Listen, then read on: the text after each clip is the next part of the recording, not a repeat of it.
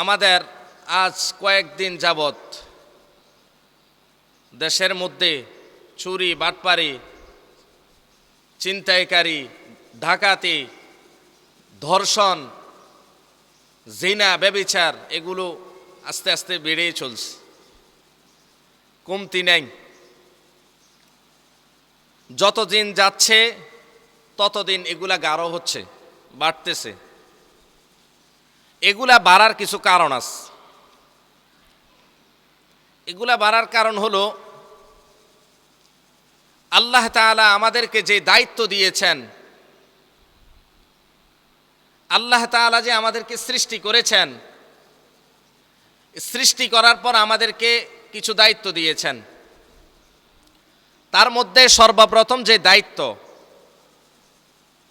সেই দায়িত্ব হলো ঈমান আনা। কি ভাই? সর্বপ্রথম যে দায়িত্ব আমাদেরকে দেওয়া হয়েছে, সর্বপ্রথম দায়িত্ব হলো ঈমান আনা। দ্বিতীয় দায়িত্ব হলো আমল করা। সর্বপ্রথম দায়িত্ব হলো ঈমান আনা, দ্বিতীয় দায়িত্ব হলো আমল করা। মানুষের এমন কোনো ক্ষেত্র নেই যেই ক্ষেত্রে বান্দাবান্দিদের আমল নেই। অর্থাৎ আপনি আমি যেই সাইডে চলমু, যেই কোনো কিছু করমু দুনিয়াতে, আল্লাহ তাআলার ফর্মুলা আছে, নবী আলাইহিস সালাতু ওয়াস সালামের বাতানো রাস্তা আছে, পদ্ধতি আছে, সিস্টেম আছে।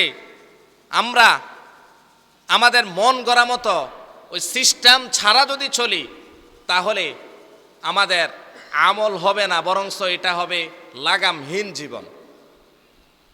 যেমন আমি কি চিন্তা করব, কি ভাবনা করব, কি ফিকির করব, এটা পর্যন্ত আল্লাহ তাআলা আমাদেরকে জানিয়ে দিয়েছেন। প্রত্যেকটা ক্ষেত্রে আল্লাহ তাআলা এবং নবী আলাইহিস সালাতু ওয়াস সালাম আমাদেরকে বলে দিয়েছেন, ইসলামটা হচ্ছে পরিপূর্ণ একটা ধর্ম। যেমন বর্তমানে এত কিছু হচ্ছে, দর্শন হচ্ছে, জিনা হচ্ছে, ডাকাতি হচ্ছে, ছিনতাইকারী হচ্ছে, এত কিছু হচ্ছে। আজকে যদি বাংলাদেশের মধ্যে সহ পুরা দেশের মধ্যে আল্লাহ তাআলা যা বলেছেন, তাদের যে যে ফর্মুলা দিয়েছেন, হুদুদ কায়েম করেছেন, দণ্ডবিধি রেখেছেন, এগুলা যদি কায়েম হতো, বাংলাদেশ নয় সারা বিশ্বে আজকে শৃঙ্খলার মধ্যে চলে আসতো। যেমন দর্শন করলে কি শাস্তি, যদি আল্লাহ তাআলা কুরআনুল কারীমের মধ্যেও বলে দিয়েছেন, আয-যানিয়াতু ওয়াজ-যানি ফাজলিদু কুল্লা ওয়াহিদিন মিনহুমা মিয়াতা জালদা। যদি অবিবাহিত কেউ দর্শন করে, জিনা ব্যভিচার করে, তাহলে ইসলামের হুকুম হলো 100 বেত্রাঘাত করা। কি ভাই? 100 বেত্রাঘাত করা।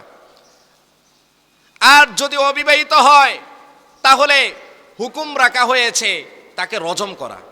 আল্লাহ তাআলা কুরআনুল কারীমের মধ্যেও বলে দিয়েছেন এবং অসংখ্য হাদিসের মধ্যেও স্পষ্ট আকারে বলা হয়েছে রজম। যদি অবিবাহিত হয় তাহলে বেত্রাঘাত, আর যদি বিবাহিত হয় রজমের হুকুম।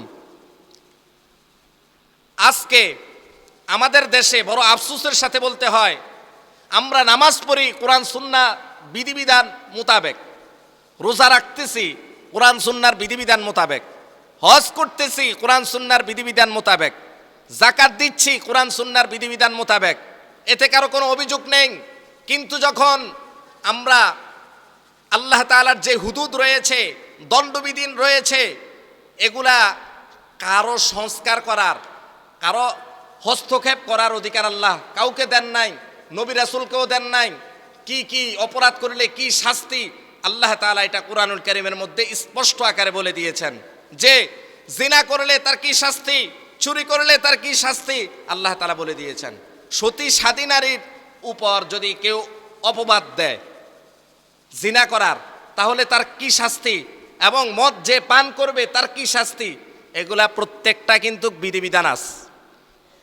আমরা যখন উলামায়ে কেরামরা যখন মাহফিলের মধ্যে, বক্তব্যের মধ্যে, আলোচনার মধ্যে, জুমার আলোচনার মধ্যে, মিম্বরের মধ্যে খতিবরা যখন বলতে থাকে, বাংলাদেশের মুসলমান শুনে নাও, তোমরা যদি এই সমস্ত বিধিবিধানগুলো আল্লাহ তাআলার যে ফর্মুলা রয়েছে, যে সিস্টেম রয়েছে, এগুলা অনুযায়ী যদি তোমরা কায়েম করো, তাহলে তোমাদের আর কোনো সমস্যা হবে না।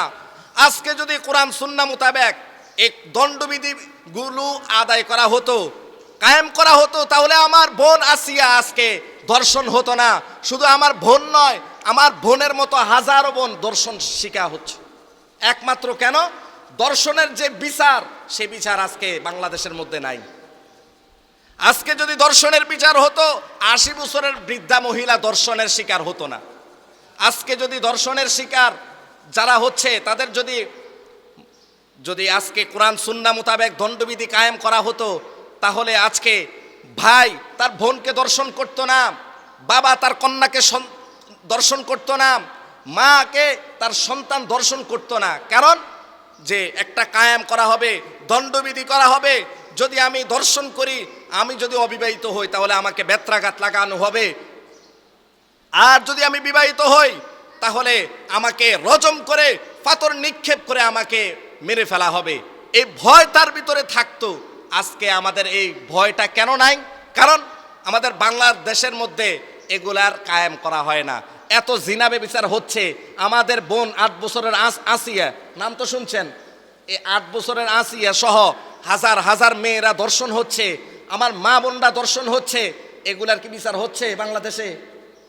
কেন বিচার হয় না? দেখেই যারা দর্শক, যারা দর্শন করে, তারা প্রফুল্লে বুক ফুলিয়ে সমাজের মধ্যে হাঁটতেছে। যারা এতে চুরি বাটপারি হচ্ছে, ইদানিং বেশি দেখা যাচ্ছে। চুরির কি শাস্তি? আল্লাহ তাআলা বলেছেন, আস-সারিকু ওয়াস-সারিকাতু ফাকতাউ আইদিয়াহুমা, যারা চুরি করবে তাদের হাত কেটে দেওয়া হোক, যারা জিনা করবে তাদের রজম করা হোক। যারা সতীসাধী নারীর প্রতি অহেতুকভাবে জিনার অপবাদ দিবে, তাদের কি শাস্তি? তাও আল্লাহ বলে দিয়েছেন। যারা মদ পান করবে, ইয়াবা, গাঞ্জা, আরো যত ট্যাবলেট আছে, এগুলার যেই শাস্তি রয়েছে কোরআন সুন্নাহ মোতাবেক, এগুলা যদি আজকে সমাজের মধ্যে বাস্তবায়িত হতো, তাহলে আমাদের সমাজটা, আমাদের রাষ্ট্রটা, আমাদের দেশটা এত উচ্ছৃঙ্খল হতো না। কেন হচ্ছে? একমাত্র কোরআন সুন্নাহর বিধিবিধান না মানার কারণে। এতটা নির্মমভাবে নির্যাতন করা হয়েছে আমার বোন, আপনার বোন আসিয়াকে। তার বয়সটা হলো ৮ বছর, তার এখনো কিছু হয় নাই, কিন্তু বাপ ছেলে, 2 ছেলে মিলে তাকে দর্শন করেছে। নাউজুবিল্লাহ। গতকালকে আপনারা দেখেছেন, আসিয়া আমার বোন, আপনাদের বোন মৃত্যুবরণ করেছে। আল্লাহ তাআলা বোনটিকে জান্নাতুল আলা মাকাম, জান্নাতুল ফিরদাউস নসিব ফরমান। সকলে বলে আমিন। তো বলতেছিলাম, আমাদেরকে আল্লাহ তাআলা বিভিন্ন আমল দিয়েছেন। বান্দাবান্দিদের এমন কোনো সাইড নেই আমলের বাহিরে, বুঝছেন?